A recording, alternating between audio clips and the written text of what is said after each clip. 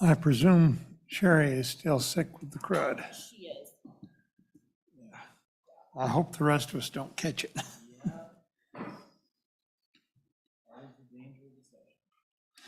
Yeah, that is one place longevity in session does help. I've caught them all several times. Right.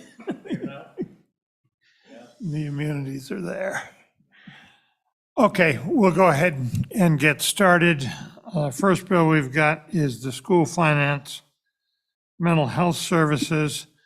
It is basically came in from the Joint Interim Committee on a Senate versus House vote. And the problem with the bill is that it was designed to fund the school districts at $120,000 per year for each school district. So the smallest district, Claremont, got exactly the same number of dollars that the largest district, Cheyenne, gets. And the concept was, as it was explained to us in the committee by Representative Summers, almost sounded like each district was expected to create its own little mental health center. And that didn't, I think the need for having some mental health services at the school district level is fairly clear. I know our district used to contract with the local community mental health center. And the need was greatest at the junior high level, because that's when kids were undergoing puberty. But you have some significant needs at the high school level, because that's where some of the really serious mental illnesses first manifest themselves, schizophrenia. Now, it also manifests in young adults who are older than school age, but you first start picking it up by and large in the high school age kids. And I think some of the other serious mental illnesses are the same, but a lot of kids need some counseling going through the puberty levels. And we see some in the younger grades now. There was a notable change 25 years or so ago where they started seeing real mental health problems in the preschool levels where they had not before. So the need for some mental health counseling is clear.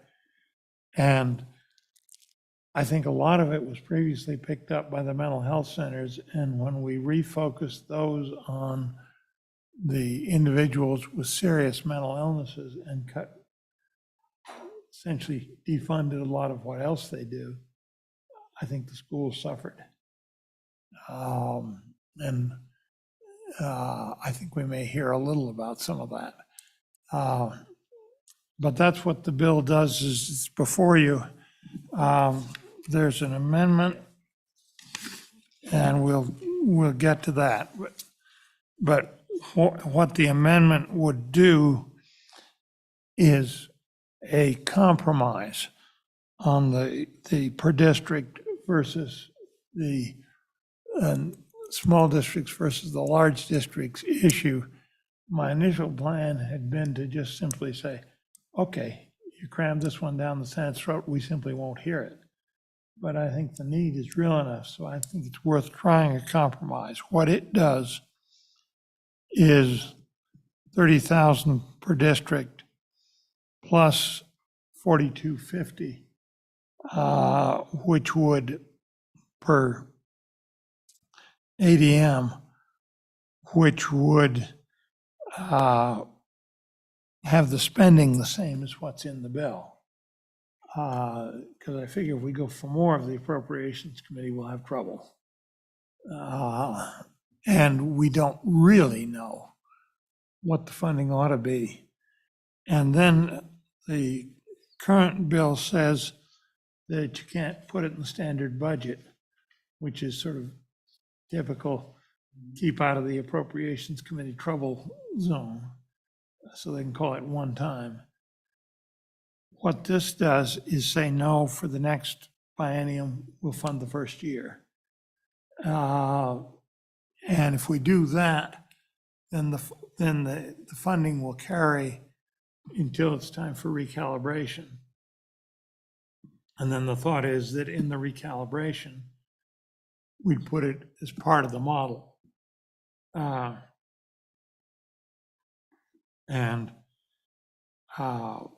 would mean there wouldn't be a separate appropriation anymore. It'd be part of the model.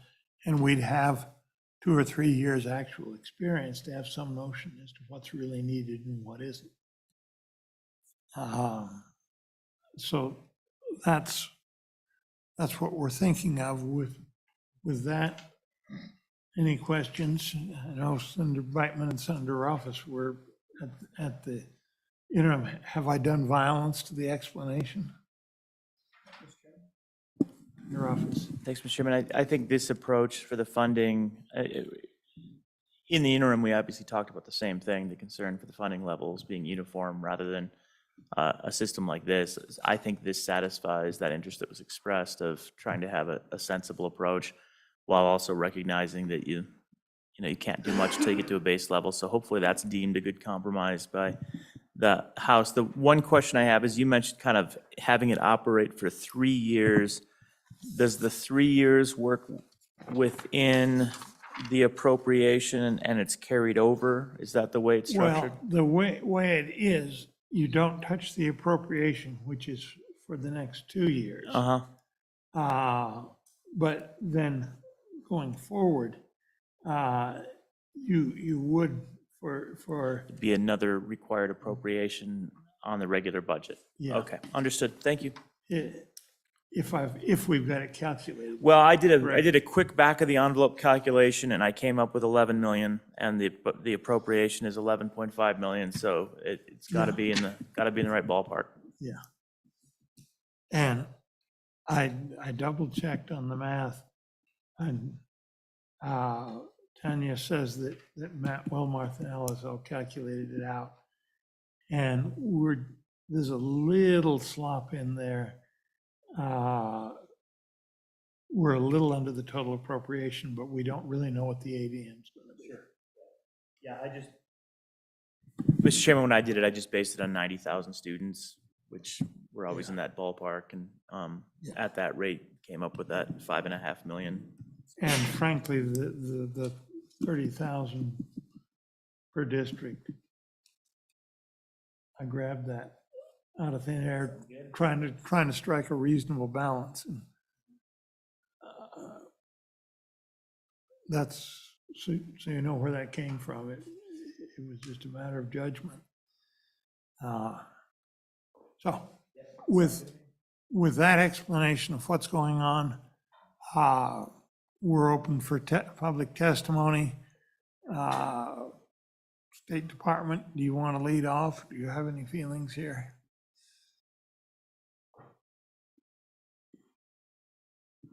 Good morning, Chairman Scott and members of the committee. Wanda Maloney with the Wyoming Department of Education, and I wanted to share that the superintendent is supportive of this bill. Mental health is also one of her initiatives, and so she feels strongly about this. One comment that we would additionally have is looking at the number of grants and rules that the district and the department is being asked to stand up. We would ask for consideration if we could stand up guidance instead of rules, and that would be impacted. Okay, where in the bill is that? Certainly, that would be impacted. Give me just a moment. On page 4, line 19. Just beginning above that on page 4, line 17, it says, each applicant shall provide other information as required by rule of the department. And then jumping down to line 21, The Department of Education shall promulgate rules necessary to carry out this section. In both of those areas, we would suggest that the department could stand up guidance and put together an application and carry that forward. Essentially, you're saying that the rulemaking process is so cumbersome that it would take too much time and you're getting hit with too many others. Chairman Scott, it would be more efficient for us to be able to provide guidance. Yes. That doesn't have the public comment protections that rules do, but for something that we're expecting to deal with in more detail in a recalibration, this is a temporary program, not a permanent one. Well, doing it this way is temporary, we hope, because it would be put into, we're aiming at a change in the funding model. And so in that sense, doing the function, the mental health needs ain't gonna go away. So, and this is growing government, no question about it. But we certainly are seeing problems. And my expectation, I'll ask you, do you think, am I right, is that the majority of the district will probably contract with their local mental health center, but that won't always be the case, that the mental health coverage is not that good. In some of the instances, we may be contracting with private providers. I wouldn't think they would be adding personnel, would you, or would you? What do you expect? Chairman Scott, I think that's best answered by the districts. Every district looks a little different, so I would turn that over to them to answer. Okay, School Boards Association, you're going to get asked in a few minutes. Chairman? So one of the things that I think is a positive about the way this is currently structured is just that point, that we won't be telling districts how to use these funds, but we'll be giving them a purpose for the use. We did that years ago with early childhood education, and we saw a diversity of programs throughout the state and ways that they were used. And so we were actually able to kind of hear feedback of what was effective and what wasn't. And then the districts kind of were able to get together and understand that better. I think the fact that this is a grant program for mental health with flexibility to the districts on what programs they would use will give us far more information than if we were prescriptive about this is how you'll use it. So I really look forward to hearing that feedback to understand what works and what doesn't. And I predict to you that what you will find is that what works depends a little on what the local provider community is. Probably more than a little. And I would anticipate that some of the rural districts would be very different from the others, and the medium-sized districts, it might well depend on how close they are to what. Okay. Any other questions, State Department? Anybody else? Anybody else? In Somerville, welcome. Good morning, Mr. Chairman, members of the committee. Andy Somerville, Executive Director for the Wyoming Association of Mental Health and Substance Abuse Centers. And Mr. Chairman, I think you've touched on a couple of the points that I was already going to hit on. Through the process of behavioral health reform, the Community Mental Health Center's mission has been refocused a little bit. But one of those focuses is to attend to children at risk, children and families at risk of engaging in DFS or ending up in other institutional settings. To meet that goal, schools are probably the best referral source we have in terms of trying to tap into recognizing these children that might be at risk at an early age.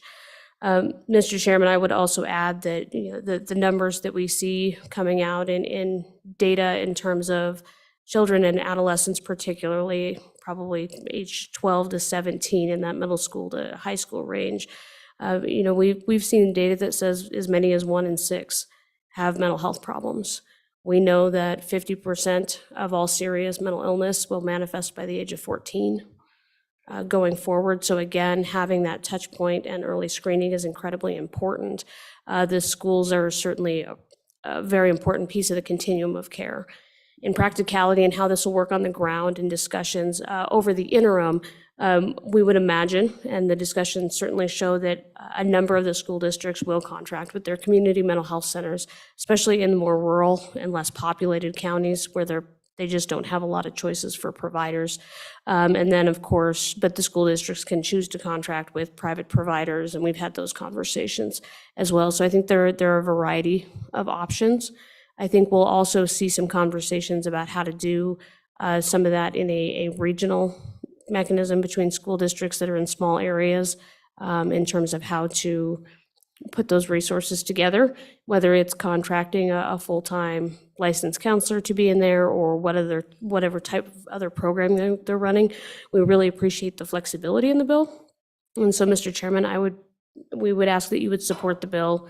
And certainly we don't have any comments on the amendments in terms of the funding, but we would ask that you support the bill, and I'm happy to answer any questions. Linda Brennan. I have a couple of questions. Because you mentioned that referral for schools is a good thing, and then you kind of mentioned students that are maybe already in the system and maybe hopefully getting some help through that, and then early screening. Can you just give me a little bit of an idea of how that stuff works now? Mr. Chairman, Senator Brennan, so we're in a little bit of a transition, to be honest. So behavioral health reform goes into effect July 1st of 2024. Currently on the ground, a school can provide a referral to a parent moving through that process and have them come to the community mental health centers for services. Starting July 1 of 2024, we've added a couple of additional points that can initiate that referral with the parents to bring them into the community mental health centers, teachers, counselors that are, school counselors that are already in the school, law enforcement, et cetera. So we've tried to broaden that community of folks that have touch points with the K-12 school system to be able to provide those referrals through the parents to get them into the community mental health centers. One of the, in terms of serving this population starting July 1 of 2024, these children at risk are a tier 1 priority population. So they are in the highest category of priorities for community mental health centers to serve. And so in terms of how we will process those referrals exactly, we haven't written, or the Department of Health hasn't written the rules for that yet. We'll be doing that over the next 18 months in terms of how all of that goes forward. But overall, what we're expecting that to change to is a much more seamless process where the school districts and the mental health centers are working more closely together to make sure that we're covering that continuum of services. But I do want to caveat that, as the chairman stated, this refocusing of the community mental health centers, this is going to be a resource shift. And so it's incredibly important that we have additional resources. If a community mental health center is just at capacity, and this is not the only tier or priority population that community mental health centers have to serve. Under the behavioral health reform, it's criminal justice, those at risk for an institution are coming out of, so acute psychiatric, and then children at risk in broad terms.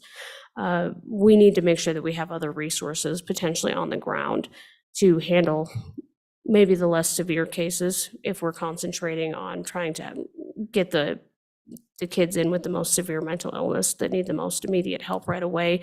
It is valuable to have other additional resources. So we see this both as a referral point and as an additional resource in the continuum to try to make sure we don't let kids fall through the cracks. Follow up on that.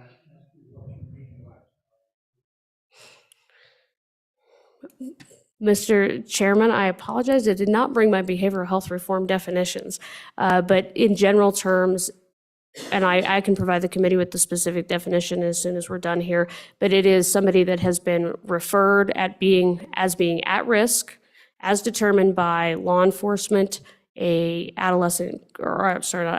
youth crisis shelter, a school, so teachers, school counselors.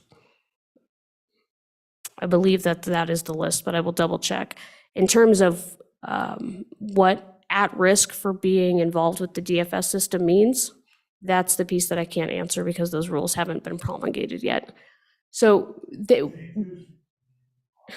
no, so we know who can refer.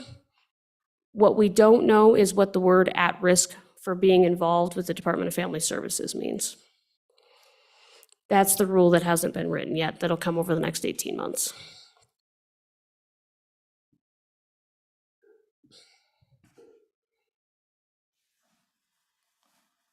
Okay. Committee, Senator Brightman? Thank you, Mr. Chairman.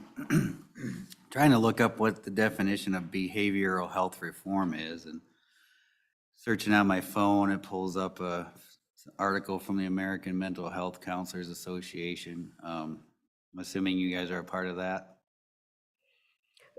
Mr. Chairman, Senator, a number of the community mental health centers are, yes. Okay, and then one of their goals is to, I see Colorado's doing this, Massachusetts.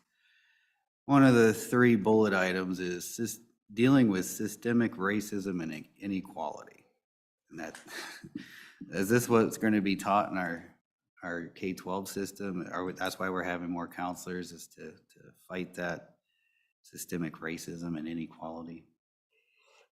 Mr. Chairman, Senator Brightman, in general, I would say no. Our job, and I would be specific that just be with an association or a larger national group doesn't necessarily translate to what's going on everywhere. And although some of our counseling centers are members of that association, they do that for a variety of reasons. I think what we're talking about here today is providing treatment for the K-12 population to respond to mental illness that has developed. So if it's depression or anxiety, or they're showing early signs of schizophrenia, then that is what the treatment is for. Mental health reform you're referring to, is that response to specific Wyoming statutes? It has to do, as I remember, much more with the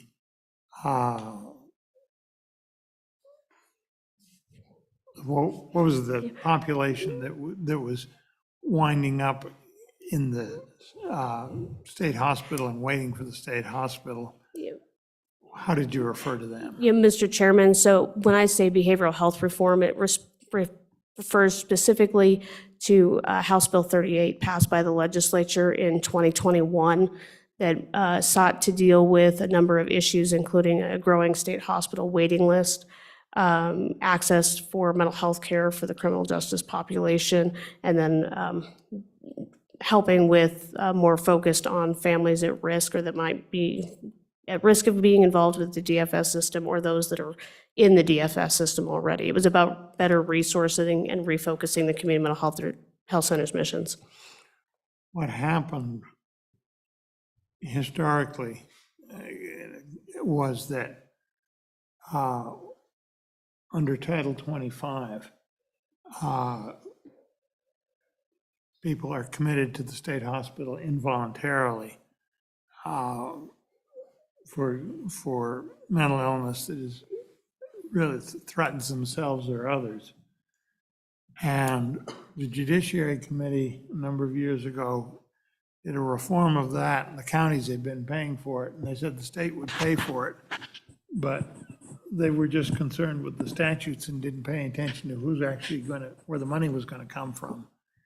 And there was essentially it was an unfunded liability and showed up wrecking the health department budget and the appropriations committee budget on a regular basis, and getting that dealt with. Because there was quite an increase in the numbers, and there were some legal incentives for the law enforcement in particular to classify anybody as potentially Title 25. So they didn't get sued for missing one of these people. And the numbers just exploded, and that is where the impetus for this reform, which concentrated the community centers much more on the very seriously mentally ill people. And that's the reform we're seeing, not any kind of national thing. So it was what got reformed was their funding level. And am I doing violence to the history of that? And Mr. Chairman, I think you covered it very well. It's been a very long project over the last, well, legislation, 3 years and probably 8 years before that with conversations. yeah, it was a chronic problem we used to deal with in Committee 10 on a regular basis. And one of the things that I think has happened is that the community, and correct me if I'm wrong now, the community mental health centers used to do a lot more treatment of some of the milder mental illnesses, which people could function perfectly well with, but were fairly debilitating in terms of what they could do. I knew a lady that had, in church, that had an obsessive compulsive disorder. And she worked state agency and functioned perfectly well. But because of that, she couldn't fly. And it was that kind of treatment that you could get from a community mental health center, I don't think is nearly as available now. Mr. Chairman, well, today technically it is, but come July next year, that'll change. When the behavioral health reform process goes into effect, in historic past, we have served everybody that's walked in the door, regardless of the need that they needed, whether it was a minor or a severe mental illness or substance use issue. And again, that is changing. We still have, in terms of the process, there's tier 1, which sets out specific categories.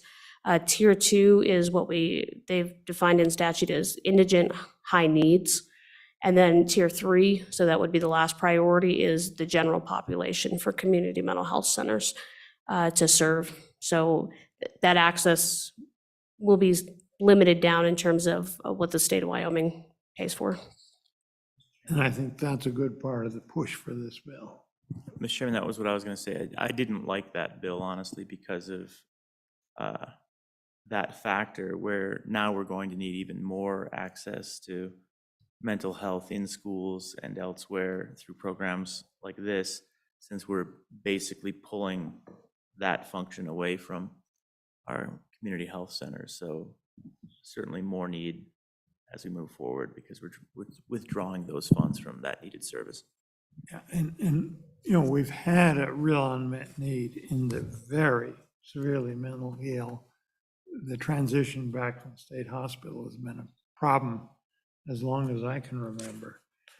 And they were not getting the services they needed, and they desperately needed from the community mental health centers. And we were seeing a lot of people recycling back to the state hospital, which is a very expensive system. They would wind up at a private psychiatric hospital in my town, WBI, and that was busting the state's budgets in a hurry. So that was the motivation behind it, but this is the consequence.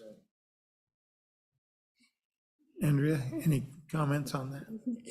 Mr. Chairman, I think you've covered that very well. I think it's a work in progress, and we hope over time to be able to continue to move the system to meet people earlier so they're not being held on a Title 25 process. I think that's one of the biggest goals of, I've heard it called both behavioral health reform and behavioral health redesign, but getting to people earlier is better for them, better for the state, all the way around. And I think what you're going to see in the school setting is there are a number of kids who have some real mental health needs, partly as they adjust to the whole process of becoming adults through puberty. And those will not be in the seriously mental ill that they get to the community mental health center now, and this program is what's going to deal with those so they can function more effectively in the school level. Mr. Chairman, I would agree. Okay? Senator Brennan. I have another question. And the frog in my throat. Just another question too. On page 3, section C, and then we have our little 1, 2, 3, and 4, puts on some good sideboards, I think, of what can not be, words it well here. Amounts awarded under this section shall not be expended on the following. So I do like that part of the bill. How does kind of parents and parental consent and their knowledge of what's going on with kids come into that? Because that's not laid out in this bill, and that's an area that I think is a weakness of the bill. Mr. Chairman, Senator Brennan, so that discussion has come up previously. So in the state of Wyoming, under a different state statute, which I can get for you in my bag in a minute, and also under mental health licensing boards, professional responsibility rules, parental consent for any services under the age of 18 is required. So if to provide any services under this, a licensed counselor would have to have parental consent. Otherwise, they would risk their license and be in violation of state statute. And I'm sorry, what age did you say? 18. 18, okay. Yeah.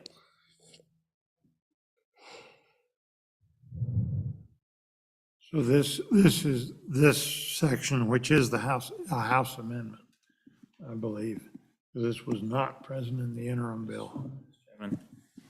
Yeah, and I'm honestly disappointed to see this C paragraph put in by the House where you take a good bill for mental health and turn it into a social issue bill so that you can shake your fist and protest. I don't think it probably does anything in the end except offend some populations meaninglessly. So I wouldn't want to threaten the bill. I think it does good things with or without that. But at the end of the day, the idea, once again, that we have to prescribe everything becomes an abortion and transgender bill in this session, even when it's a good little mental health bill, to me is deeply disappointing. It sounds to me like what the section is really doing is simply reinforcing the professional standards. Mr. Chairman, none of this would have happened. I mean, you have a mental health care system in place. These are grants for mental health provision. And at the end of the day, honestly, I don't quite know how you would get into that conversation to say, hey, statutorily, these are the things that you can't say. It doesn't make any sense. It's just, we want to make this an abortion bill because everything has to be an abortion bill, and that becomes tiresome. I have seen in another state, personally, I have seen what would have been item 1 and maybe item 2 violated by school personnel. But Mr. Chairman, if I can just add, for Senator Brennan, the state statute is 3338-111.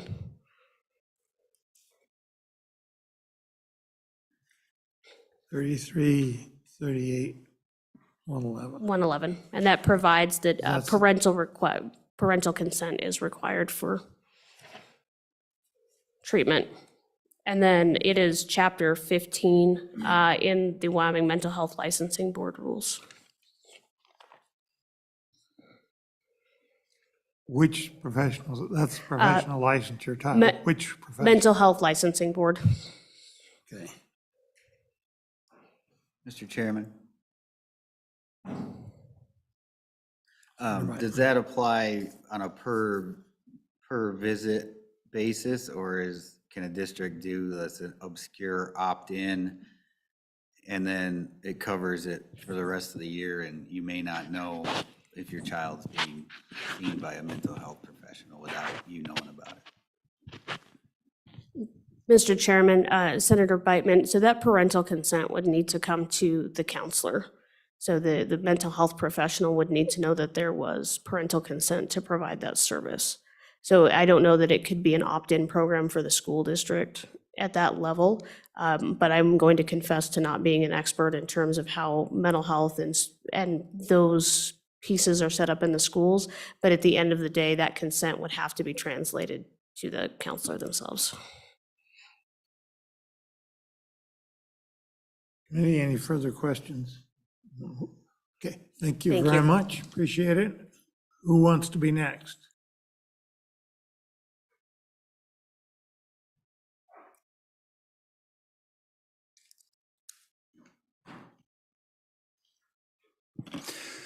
Mr. Chairman, Boyd Brown, Wyoming School Boards Association. I did not want to be next, but I guess I was told I'd come up.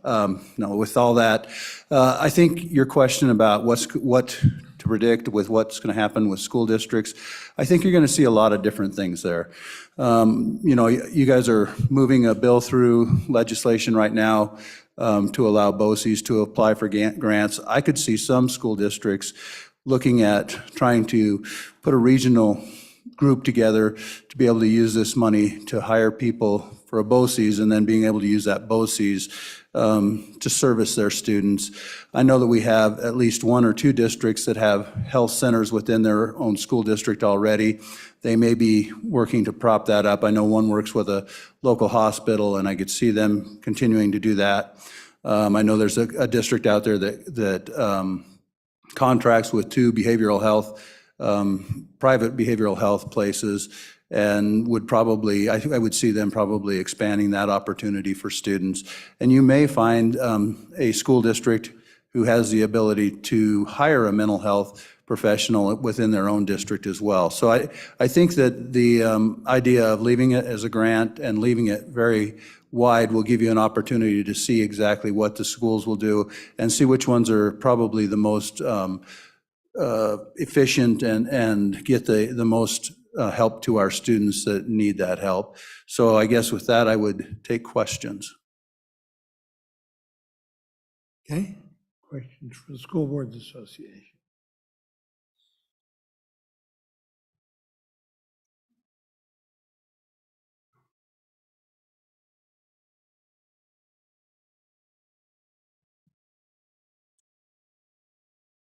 Okay. Seeing no question, anybody else? Anybody else? Okay, committee, we'll go to the amendment. It's been passed out. The appropriation is from the school foundation account.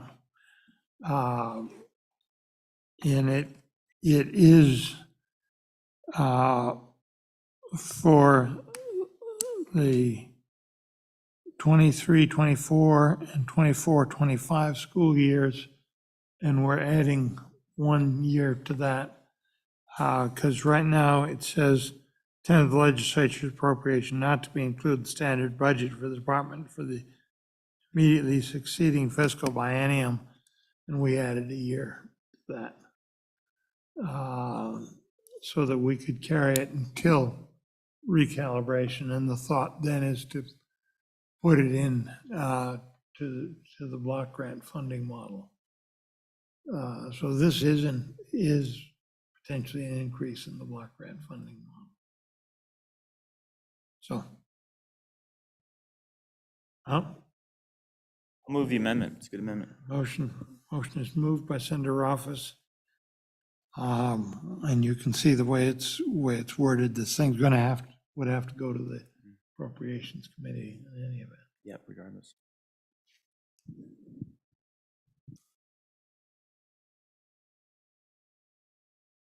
Okay. Discussion? Okay, all those in favor of the amendment, say aye. Aye. Opposed? 3 ayes, 1 no, that carried. Back on the bill. Mr. Chairman? I will move to amend to strike the C paragraph on page 3, just because I think it's the right thing to do. I might not get that passed, but I Okay. don't like this approach to legislating where every bill has to become a social issue bill. You can't just put good policy forward and not have to make it a, we don't like transgenders and we don't like abortions bill, when it was a great bill coming out of the Education Committee to begin with.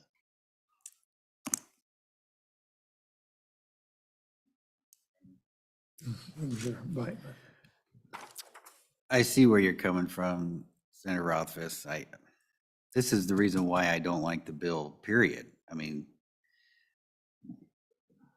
this bill, the mental health, this opens up a whole can of worms when you're dealing with K-12 public education. We're going well beyond reading, writing, and arithmetic. And we're getting into social issues by definition with mental health, and it's getting way too far off in the weeds for me. And then seeing this in there just reinforces the fact that obviously somebody else is having concerns about this. It's raising red flags. And now we get in this whole debate of what we're going to be talking about, what's going on. And I think it just doesn't even belong in schools, period. And that's why I'm against the bill. And I'll be against your amendment because I know there's people out there that do have concerns. They don't hate transgenders, but they just don't want what we talked about a few weeks ago being snuck into the school system via under the guise of mental health, gender affirming mental health care without parental consent, all that kind of stuff. This opens up a can of worms. I don't even want to go down that road. I'll oppose the amendment and I'll oppose the bill, but that's why. I think that's a good reason why to oppose the bill.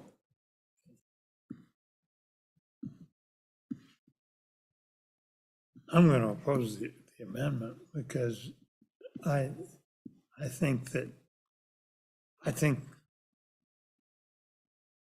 don't think you'll ever see 4 here, the assisted suicide. That's just not relevant in this group. And I think most of them have got the word on abortion things, much as I disagree with our policy on that. But I have seen elsewhere 1 and 2 violated in school settings, and I think it's abuse. I know, Mr. Chairman, and that gets back to the previous debate and why I don't think it belongs in the bill.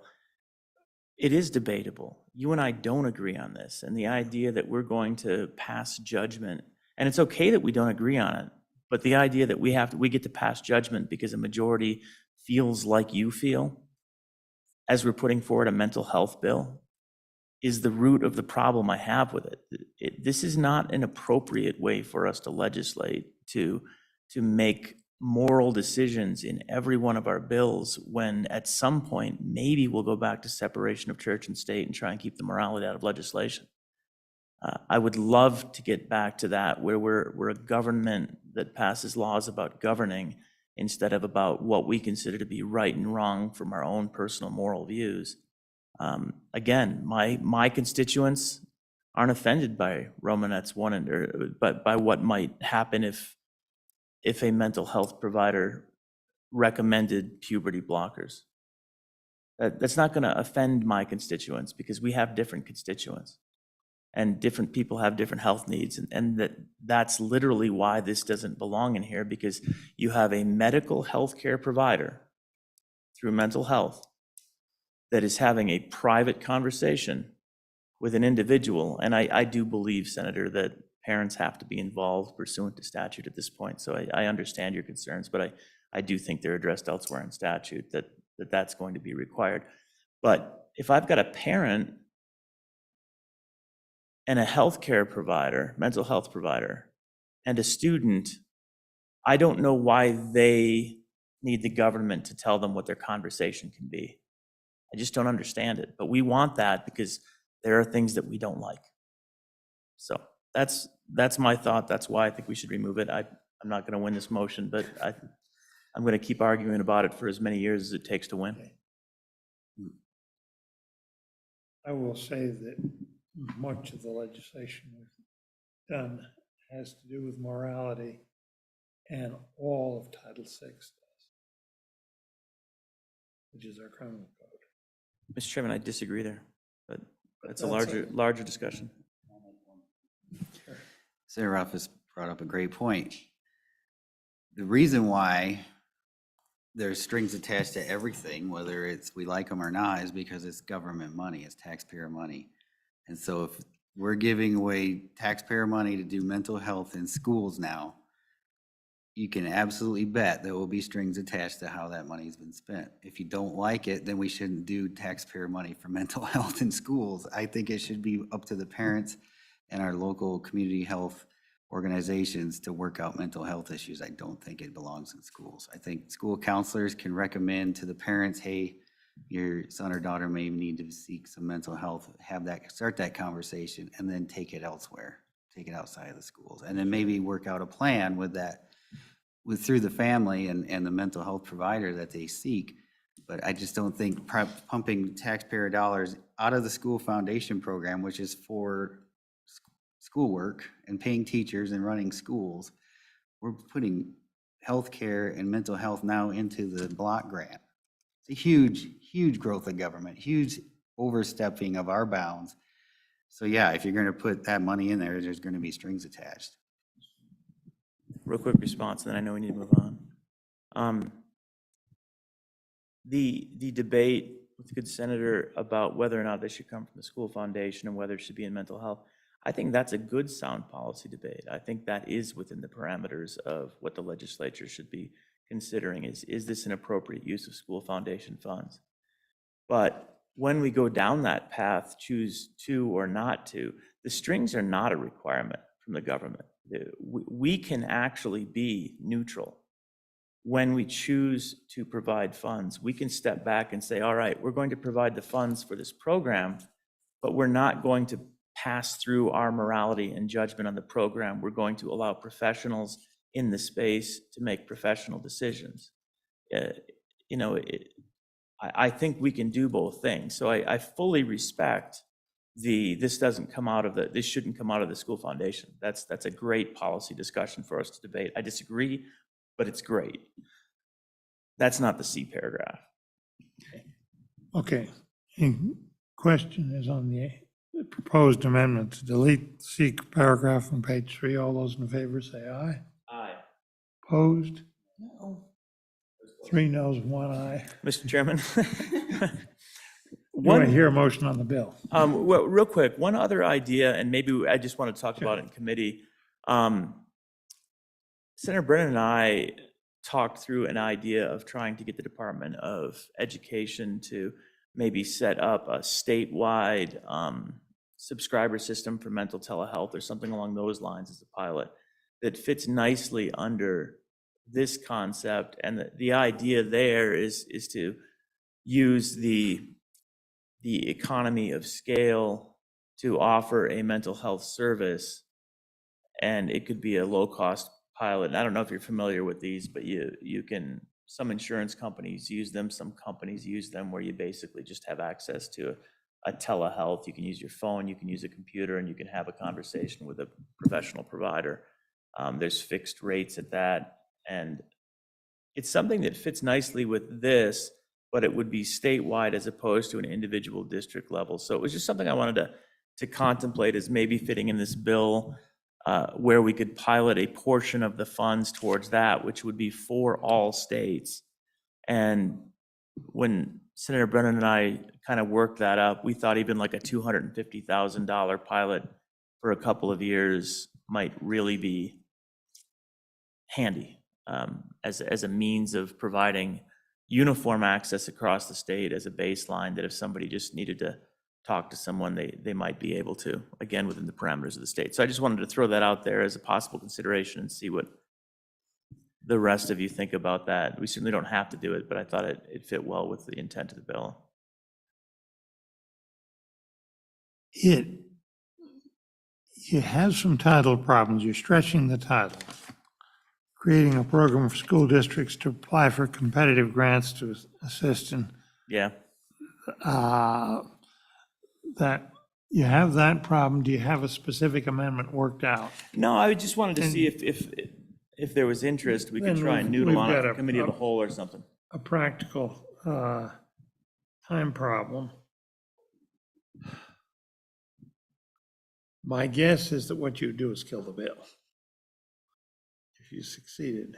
Do you think so? What? Yeah. So Bo likes it. There's one vote. And Mr. Chairman, I think you're right. It's a struggle for the title, and maybe what I'll just do instead is it could be done through a BOCES or something along those lines, or the Yeah, state could even. they can do some Yeah. things there. I wouldn't want to support it unless I knew the state superintendent had thought about it and supported it. What I'm thinking is you're dealing with an interim topic. Mhm. All right, excellent. I'm good. Okay? I still don't have a motion on the bill. Move the bill out. Okay. Senator Brennan, you had something? Yeah, since we're on the bill, I'll just say I like some of the concepts in this, and I'm one of the first ones to recognize that we have some mental health issues, and certainly Senator Rothfuss and I have talked about those. I am concerned about parent involvement and lack thereof with the bill. And because of that, while I like the premise, I think that that needs to be looked at a little bit further before I can be an aye vote on the bill.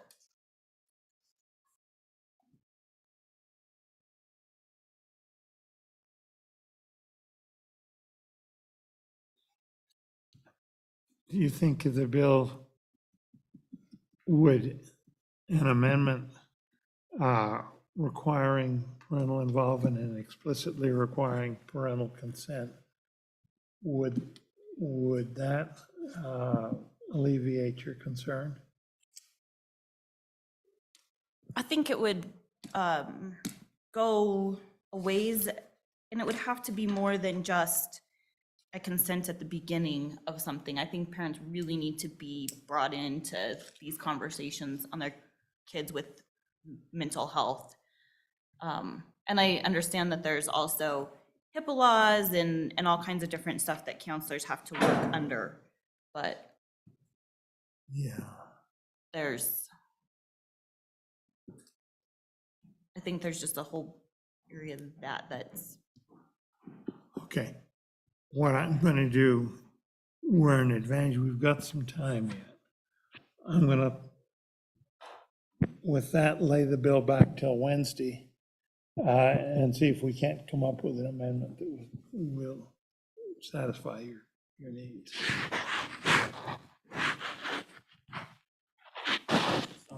And we'll get to both too. Okay.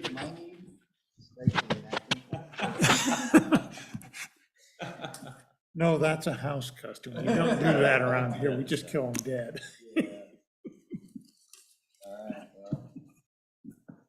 Okay. Well, okay, this bill will be laid back till Wednesday. Just lay it back till Wednesday.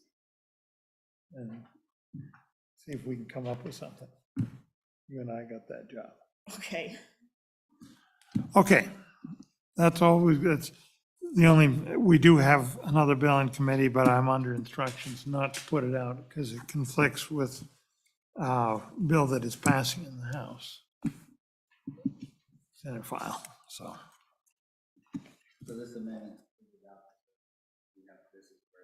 We got that, and that amendment got approved, and now we're gonna go look for a parental consent.